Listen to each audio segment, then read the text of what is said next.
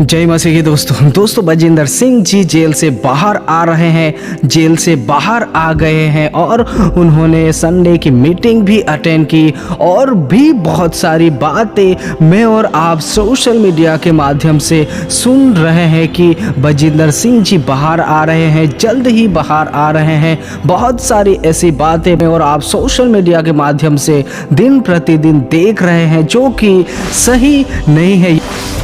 दोस्तों मैं हूं मसीह में आपका भाई नवीन चौहान और इस चैनल पर मैं आपका बहुत बहुत स्वागत करता हूं यीशु मसीह के नाम में। अगर दोस्तों आप इस चैनल पर नए हो तो सब्सक्राइब कर सकते हो या फिर बिना सब्सक्राइब किए हुए भी इस मैसेज को सुन सकते हो। दोस्तों बजिंदर सिंह केस को लेकर मैं और आप सबसे बड़ी सच्चाई तो जानते हैं कि उसको 1 अप्रैल को सजा सुनाई गई थी और उसके बाद वह जेल में है और उसे उम्र कैद की सजा सुनाई गई है। यह बात मैं और आप भली भांति जानते हैं, फिर भी ऐसी न्यूज ऐसी बातें आज भी सोशल मीडिया पर हो रही है जो कि सही नहीं है। दोस्तों यद्यपि बजिंदर सिंह जी को लेकर हर एक मनुष्य की यही इच्छा है, जो भी मसीह में है उन तमाम लोगों की यही इच्छा है कि परमेश्वर जितना भी हो सके उसे जल्द से जल्द बाहर लाए, परमेश्वर उसे जेल में से भी बाहर लाए। यह हर एक मसीही भाई बहनों की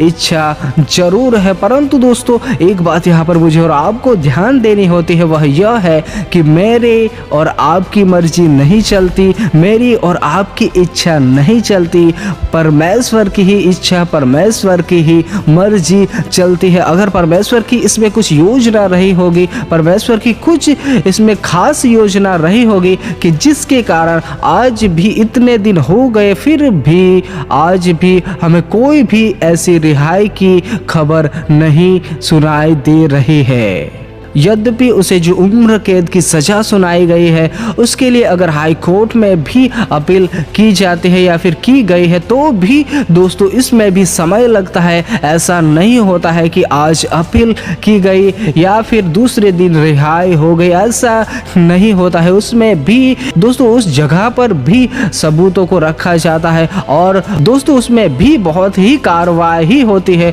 और दोस्तों उसमें भी समय लगता है, कुछ हफ्ते और कुछ महीने भी लग सकते हैं। अगर दोस्तों सबूत बजिंदर सिंह जी के तरफ से उस जगह पर पेश किए जाते हैं जो कि उसे निर्दोष साबित कर सकते हैं, तब जाकर आने वाले समय में उसे रिहाई मिल सकती है। परंतु दोस्तों इसमें भी समय लगता है। आज मैंने और आपने यह सोचा कि कल रिहा हो जाना चाहिए या परसों, ऐसा नहीं होता दोस्तों यह कानून के हाथ में है और उस जज के यह कानून के हाथ में है कि आने वाले समय में क्या होगा क्या नहीं होगा। परंतु दोस्तों यह भी बात सच है कि कानून से भी पढ़कर हमारा परमेश्वर है जो कि इस संसार को बनाने वाला और इस दुनिया को बनाने वाला है दोस्तों। परंतु दोस्तों एक बात ध्यान दीजिएगा कि जब इस केस को लेकर समय बीतता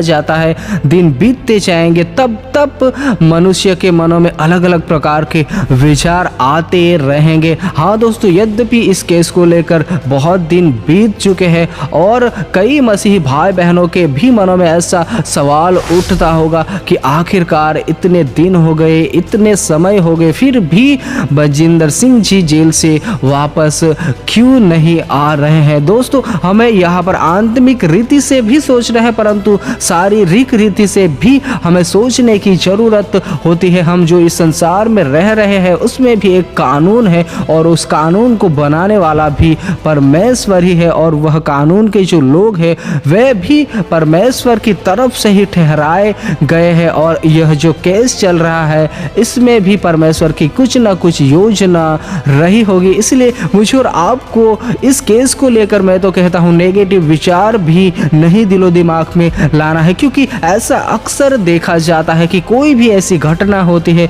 और उसका परिणाम नहीं आता है और दिन प्रतिदिन जब बीतते ही जाते हैं तब दोस्तों लोगों के मनों में अलग अलग प्रकार के ऐसे ख्याल आने लगते हैं कि शायद वह व्यक्ति गलत होगा, वह व्यक्ति ने ऐसा किया होगा, वैसा किया होगा। नहीं दोस्तों, सच्चाई मैं और आप पूरी रीति से नहीं जानते हैं, इसीलिए मुझे और आपको किसी के भी प्रति ऐसे विचार कर हमें पाप में नहीं फंसना है, क्योंकि सच्चाई में और आप नहीं जानते हैं दोस्तों। इसलिए इससे अच्छा हमारे लिए यही होता है कि हम जितना भी हो सके प्रार्थना करें दोस्तों। परंतु दोस्तों यहाँ पर एक सवाल और उठता है कि क्या बजिंदर सिंह जी जेल से वापस आएंगे कि नहीं आएंगे। यह सवाल आज हर किसी के दिलो दिमाग में घूम रहा है, यही प्रश्न कि आखिरकार इस केस का क्या होगा। दोस्तों एक बात में और आप तो भली भांति जानते हैं, हम मसीही में अगर बाइबल पढ़ने वाले लोग हैं तो यह बात में और आप भली भांति जानते ही हैं कि अगर कोई भी पर्सन सही मार्ग पर चल रहा है या फिर चल रहा होता है और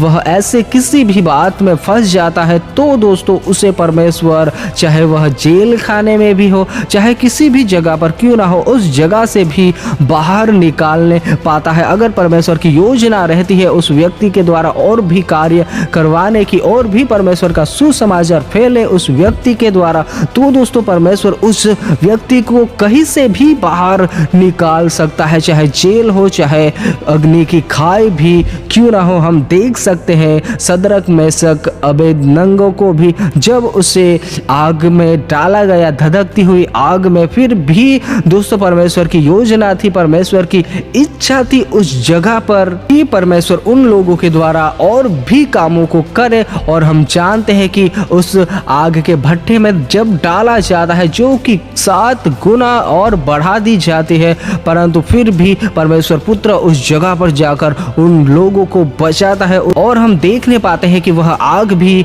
उन लोगों को नहीं जलाने पाती है एक बाल भी दोस्तों। इसी प्रकार अगर परमेश्वर की योजना रहती है किसी भी मनुष्य के लिए कि परमेश्वर और भी उस मनुष्य के द्वारा कार्य करे, तो निश्चय परमेश्वर उस व्यक्ति को बाहर निकालने पाता है। और जब परमेश्वर उसे बाहर निकालता है तब दोस्तों वो उसके जीवन में परमेश्वर कई गुना तक कार्य करता है, यानी कि जब कार्य हो रहा होता है उससे भी कई गुना उसके द्वारा परमेश्वर कार्य को करने पाता है। इस बात को मुझे और आपको कभी नहीं भूलना है। इसीलिए दोस्तों मुझे और आपको नेगेटिव बातें, नेगेटिव सोचों को नहीं अपने दिलो दिमाग में लाना है कि इस केस को तो बहुत समय दिन प्रतिदिन बीतते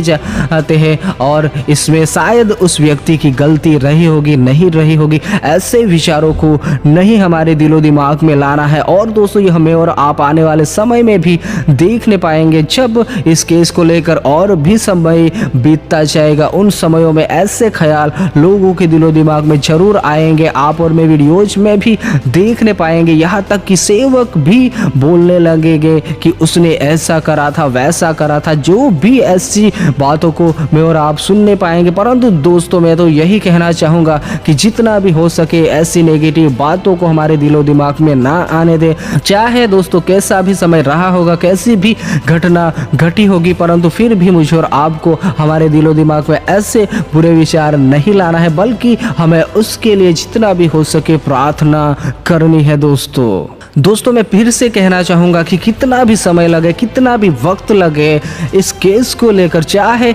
इसका परिणाम कुछ भी हो, ये हमें और आप नहीं जानते, परंतु हमें फिर भी प्रार्थना करते रहना है। और दोस्तों मैं और आप तो यह भी जानते हैं कि अगर कोई मसीही में व्यक्ति गलती भी करता है या फिर पाप अपराध भी करता है, तब भी परमेश्वर उससे क्षमा करता है। अगर वह व्यक्ति पश्चाताप करता है तब उस व्यक्ति को परमेश्वर जरूर क्षमा करता है। हम देखते हैं दाऊद के माध्यम से भी कि दाऊद अपने जीवन में बहुत सी ऐसी गलतियां करता था, परंतु जब भी वह पश्चाताप करता था तब दोस्तों परमेश्वर उस पर अनुग्रह की दृष्टि वापस करता था और वापस उसे उठाता था।